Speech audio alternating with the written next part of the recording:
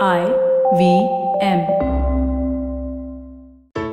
I'm always telling my students that being on time is very important. So naturally, Cred is my favorite app because it reminds me to pay my credit card bills on time.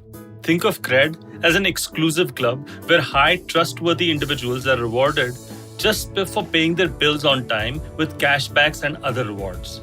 Don't miss out. Just download Cred and be part of the club.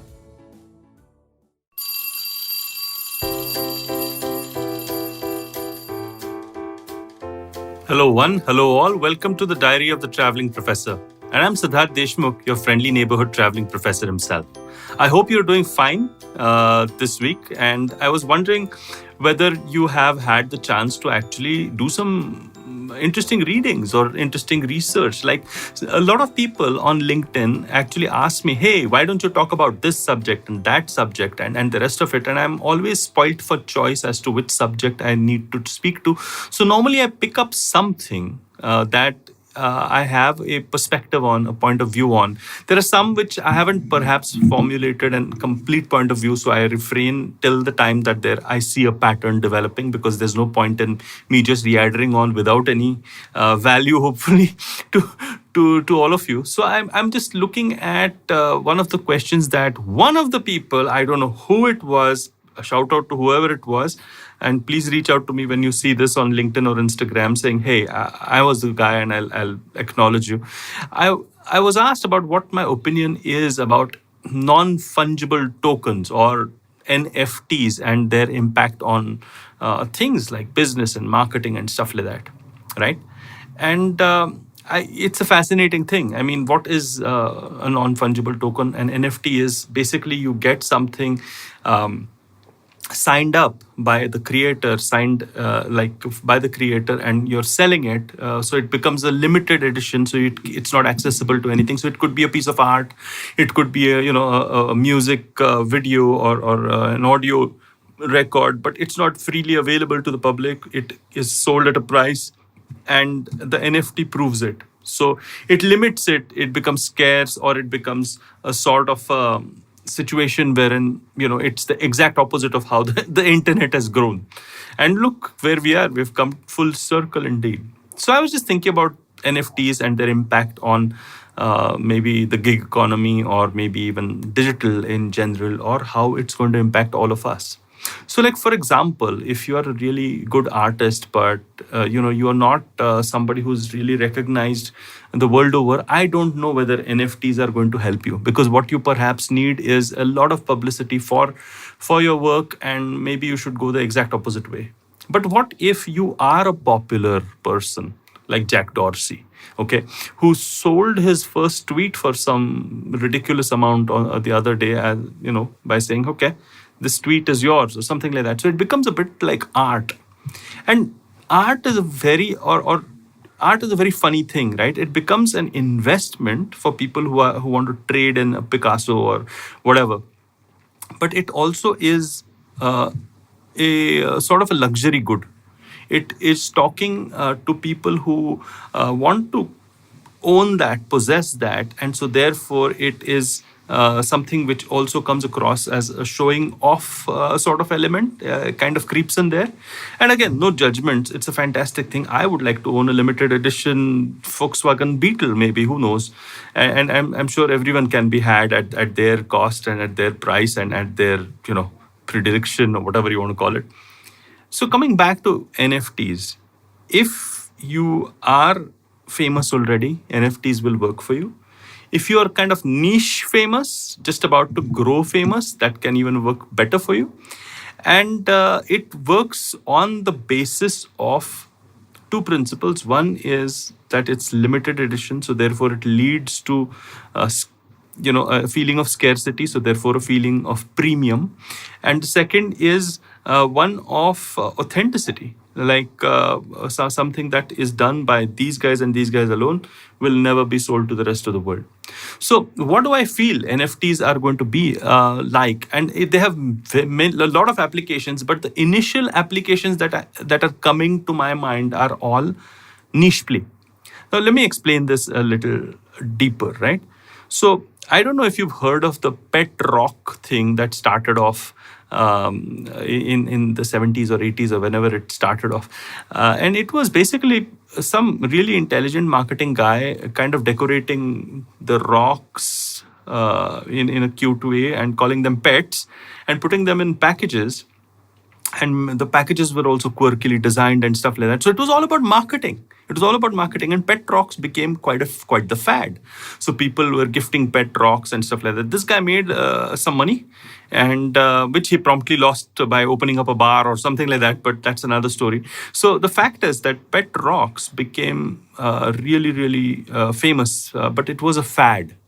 And it kind of died down because, pet rocks. I mean, how many times are you going to give pet rocks to people? And those things become very old very quickly. So yes, that brand building was good. It was a niche product, but it was also a fad. But compare and contrast that to Supreme.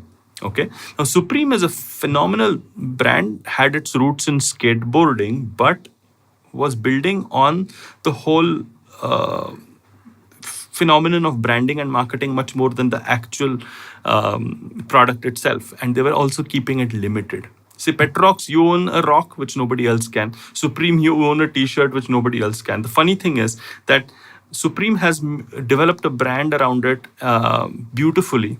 The packaging around Supreme is fantastic. The limited edition stuff works for them. And I genuinely think that Supreme has done way better for itself, also because of the frictionlessness that the digital economy kind of brings into the picture. So certainly Petrox, if perhaps started today, would have maybe lasted a little longer, but I doubt it. But Supreme certainly has diversified. It not only does skateboards, but also t-shirts and various other items. But they've sold a brick, which is the equivalent of a pet rock in 2020, right? The fact is that both of these examples that I'm giving are working on the principle of scarcity and working on the principle of limited edition and working on the principle of exclusivity. So NFTs actually allow for all of these things to happen. Now, these things will make sense if people who are already famous find a business model that includes NFTs. Right? So, for example, if a Kanye West just puts out a t-shirt saying, hey, I want to sell this, or Elon Musk wants to sell something and says, there's an NFT for that, right? You will find people. It will be the modern day equivalent of a Sotheby's or a Christie's or whatever auction that you're familiar with. But it's a game meant for people who are already leveraging their well-founded popularity, their well-founded fame, their well-founded competence, their well-founded skills and abilities. I don't think that just by putting an NFT token on your latest doodle is going to really make it worth it, unless you're able to brand it like a pet rock or a Supreme. Yeah. So I think that kind of completes the circle as far as my observations on NFTs are concerned. They can work both ways. Either you brand the hell out of your stupid stuff that you're doing because, it's not all that cool, or you really invest your time and do some really good work and then think of developing a business model around NFTs. What do you think? I'm sure that you'll have a lot of different perspectives, but I think that going deep down and looking at the underlying human motivations always tends to help. I hope you like this diary entry of mine. Many more to come from where this came from. You like me, please follow me. I'm the Traveling Professor on LinkedIn and Instagram. And if you like podcasts like these, well, you just go to ivmpodcast.com or download the app or just go to wherever you listen to your favorite podcast from. Until next week then, have a safe one, guys. Have a safe one. I hope you enjoyed that show. If you aren't following us on social media, please do. We're IVM Podcasts on Twitter, Facebook, and Instagram. I'd like to thank the sponsors on the network this week, Cred, thewholetruthfoods.com, and Seat Tires. We really do appreciate the support. So the last year's been tough for all of us, and the second wave of COVID really hit us badly. To help those affected by the pandemic in India, the podcasting community has come together under the Pod for Change banner to raise funds through an exclusive NGO partner, Give India. Join IVM and Pod for Change as we look to make a positive impact in the life of those affected by COVID-19. You can go to tinyurl.com/podforchangeindia, and remember, somebody could really use the help. And now back to the promo. On the Simplified podcast, the gang explains the oxygen crisis happening in the country and tells us the various measures being taken to tackle it. On States of Anarchy, Hamsani Hariharan talks about how the geopolitical relationships shaped COVID response and the world order. As Indians, we're all familiar with acid reflux or heartburn given the spicy food we consume. On The Habit Coach, Ashton has some simple solutions to counter that. Osama Moria explores the iconic neighborhood of Dadar and tells us its connection to outer space in Postcards from Nowhere. It was Dangle time on The Fighting Goat as hosts Somesh and Arjun were joined by unbeaten MMA fighter and Commonwealth gold medalist Ritu Fogart. The traveling professor Siddharth Deshmukh shares examples of various innovations that came up during the COVID times and helped us deal with the situation. And with that, we hope to see you again next week. Do you know Tamil? Tamil puriyuma? Do your children enjoy great stories that inculcate good values? Hi, I am Ravishankar Balachandran and I host the Storytime Tamil podcast. I am excited to share a short story with great moral values every day. Listen to Storytime Tamil on the IVM Podcast app, YouTube, or wherever you get your podcasts from.